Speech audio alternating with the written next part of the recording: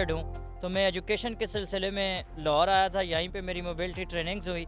दिल हो गया है तेरा दीवाना, अब कोई जजता नहीं। जब मेहनत मजदूरी की बात आई तो इसी शहर को ही प्रेफर किया, क्योंकि इधर की मेरी मोबिलिटी है, लुक आफ्टर है, चीज़ें मुझे सारी रास्ते की अवेयरनेस है। मुझे अगर साइटेड होता तो इतनी चीज़ें ना देखता जितना ब्लाइंड होने के नाते मैंने देखी हैं। आंखों की बिनाई बचपन से नहीं, लेकिन हौसला ऐसा बुलंद के आसमां भी कम लगे उड़ान में।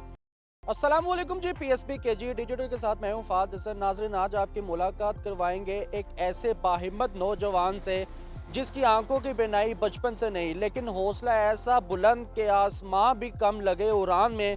इस वक्त मेरे साथ मोहम्मद तुफैल साहब मौजूद है, जो अपनी नाबीनापन को कमज़ोरी नहीं बहादुरी समझते हुए सड़कों पर निकल कर ड्राई फ्रूट सेल कर रहे हैं और अपने घर वालों की और अपनी कफालत के लिए मेहनत मजदूरी कर रहे हैं। और अगर इनकी आवाज़ की बात की जाए तो ऐसी कोयल जैसी सुरीली आवाज़ है। इन्हीं से बात करते हैं और जानते हैं कि इतने टैलेंट का क्या राज है। अस्सलाम वालेकुम जी।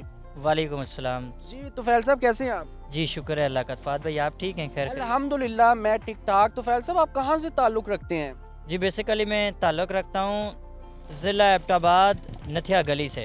नथिया गली से। तो लाहौर कैसे आना हुआ आपका? जी, मैं चूँकि आप बता ही चुके नाजरीन को कि मैं विजुअल इम्पेयर्ड हूँ, तो मैं एजुकेशन के सिलसिले में लाहौर आया था। यहीं पे मेरी मोबिलिटी ट्रेनिंग्स हुई, तो फिर मैं जब मेहनत मजदूरी की बात आई तो इसी शहर को ही प्रेफर किया, क्योंकि इधर की मेरी मोबिलिटी है, लुक आफ्टर है, चीज़ें मुझे सारी रास्ते की अवेयरनेस है। मुझे बेहतर हो गया। तो फैल भाई, ये बताइएगा कि आपके घर में कितने मेंबर्स हैं माशाल्लाह से? जी, मेरे घर में तकरीबन हम लोग 8 मेंबर्स हैं, और दादा दादी और अम्मी अबू और हम 3 बहन भाई हैं, तो एक फुफो हैं।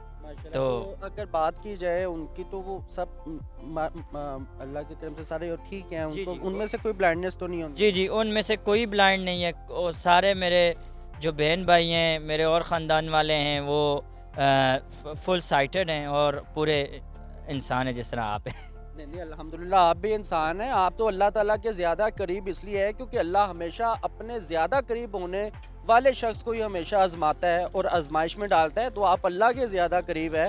तो फैल साहब, ये बताइएगा कि लाहौर आप तालीम के सिलसिले में आए, क्या क्या तालीम आपने ज़िंदगी में हासिल की? जी, मैंने बेसिकली FA तक पढ़ा। उसके बाद चूँकि फैमिली हमारी थोड़ी सपोर्टेबल नहीं थी, तो फिर वालिद साहब बुज़ुर्ग होने की वजह से मैंने घर की कफ़ालत फिर करना शुरू कर दी। और उसके साथ साथ मैंने कोर्सेज़ किए, कंप्यूटर ट्रेनिंग की, और इसके अलावा मैंने water and sanitation services company Abbottabad में भी तकरीबन 4-4.5 साल जॉब की है। और इसके अलावा मैंने म्यूज़िक की ट्रेनिंग हासिल की है। इसके अलावा ब्लाइंड बच्चों को भी पढ़ाया है, और साथ साथ कई लोगों को, क्योंकि आपको पता है कि स्पेशल स्कूल्स का काफ़ी दुनिया को नहीं पता होता है कि ये भी पढ़ लेते हैं माजूर लोग या कुछ कर लेते हैं। इस तरह गांव में अवेयरनेस कैंपेन्स चलाई हैं। और तकरीबन एबटाबाद की पॉपुलेशन, आपको पता है, वो खिता है पहाड़ी सिलसिले पर मुश्तमिल खिता है, तो वहाँ पे तकरीबन 70-60% ब्लाइंड बच्चियाँ और बच्चे मैंने इंस्टीट्यूशन में डलवाए हैं। माशाल्लाह बेहतरीन हो गया। जितना आपने काम किया है, हमारी आपके लिए गुड विशेज़ है कि आप मुस्तकबिल में ऐसे काम करते रहे और लोगों को मोटिवेट करते रहे। तो फैल साहब, ये बताइएगा कि यहाँ पर जो आप ड्राई फ्रूट्स और ये निमको चने वगैरह के जो पैकेट्स आप सेल कर रहे हैं, ये कब से कर रहे हैं आप? जी, तकरीबन ये मैं काम बेसिकली मैं 9th से ही इस तरह की मेहनत करता था, क्योंकि मेरे वालिद साहब बीमार हो गए थे। तो उस वक्त से मैं मतलब कभी मैंने अपने घर वालों से, मतलब 8th क्लास से कभी मैंने पैसा नहीं लिया उनसे 1 रुपये का भी। खुद कमाता हूँ, खुद काम करता हूँ, साथ में पढ़ता भी था, काम भी करता था। तो फैल साहब, ये बताइएगा कि डॉक्टर को कभी चेक करवाने की कोशिश की, कभी सोचा हो कि अल्लाह मुझे फिर दोबारा से वो रोशनी अता कर दे, कभी कोशिश की? डॉक्टर की तरफ से क्या कहना था? जी, बचपन में तो ऑब्वियसली घर वालों ने बहुत कोशिश की है, ठीक है। फिर तकरीबन जब मैंने होश संभाला तकरीबन 5-6 साल के बाद, तो मैंने भी बहुत कोशिश की है, मतलब 3-4 साल। लेकिन फिर वही बात है कि अब जब नज़र चेक कराने बैठेंगे तो वो कभी क्या टाइम देते हैं, कभी क्या टाइम देते हैं, उसमें इंसान अवेल नहीं होता। उस पे फिर एजुकेशन पे या अपनी दूसरी आपकी मोबिलिटी, क्रेडिबिलिटी, इन चीज़ों पे वो चीज़ें असरअंदाज होती हैं या इंसान कमतरी का शिकार। फिर मैंने कहा है कि छोड़ो, ये अल्लाह के काम है, उसी ने नहीं दी, वही इसका ज़ामिन है। और बेहतरीन शुक्र है हो गया। उसका, और मैं बहुत खुश हूँ अल्लाह से, क्योंकि और सबसे बड़ी चीज़ ये होती है कि इंसान दिमाग के अलावा बाकी डिसेबिलिटीज़ से मुकाबला कर ले अगर दुनिया में ऐसी खुशी, तो क़यामत वाले दिन अल्लाह का सबसे बड़ी बात है कि सबसे पहले उनको दीदार होगा। क्या बात है, माशाल्लाह, बड़ी प्यारी खूबसूरत बात की है। ये जो पैकेट्स हैं ये कितने का आप सेल करती हैं? ये मैं 20 रुपए का एक सेल तो करता हूँ। कितने एक सेल हो जाते हैं, कितने बजे आते हैं और कितने बजे जाते हैं? जी, बेसिकली टाइमिंग्स कोई नहीं है, क्योंकि साथ में एजुकेशन भी हासिल कर रहे हैं, कुछ ना कुछ पढ़ भी रहे हैं, तो उस वजह से टाइमिंग नहीं रखी हुई। लेकिन इतना मार्जिन रखा हुआ है कि क्योंकि महीने का 30 से 35 हज़ार रुपया कमाना लाजमी है, क्योंकि घर को बेचता हूँ 25 हज़ार रुपये, तो इस वजह से फिर एक मार्जिन रखा हुआ है कि 1,500 की सेल हो जाए या 2,000 की सेल हो जाए आफ्टर ऑल, बस। तो हो जाती है ये इतनी? नहीं सर, कभी होती है कभी नहीं होती है, फिर वो सारे हिसाब किताब को कंबाइन करके तो महीने के बाद फिर सिस्टम करते हैं। चलिए, अल्लाह पाक आपके लिए मज़ीद आसानियाँ पैदा करे। तो फैल साहब यही बताइएगा कि आपको कब अंदाज़ा हुआ कि तो फैल साहब मेरी आवाज़ तो बड़ी सुरीली है यार?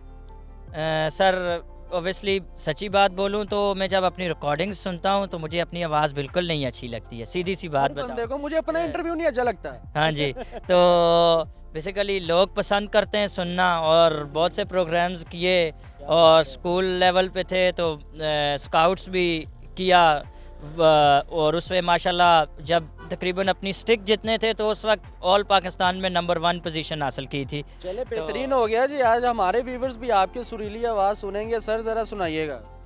जी क्या सुनाएंगे हमें? जी, मैं पाकिस्तानी सॉन्ग सुनाऊंगा आपको एक, अच्छा जी। सुनिएगा।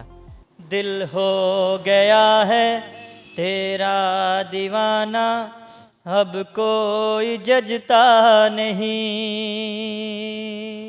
नादान है समझता नहीं, बिन तेरे रहता नहीं, दिल हो गया है तेरा दीवाना, चौंका नहीं हूँ जो छू कर गुजर जाऊंगा, मैं प्यार हूँ तेरे दिल में उतर जाऊंगा। बहुत प्यारा, और बहुत बहुत प्यारे बस इन्होंने गाना गाया, इन्होंने जो भी गाया बस कमाल कर दिया है। तो फैल साहब ये बताइएगा कि ज़िंदगी में कभी मोहब्बत हुई आपको?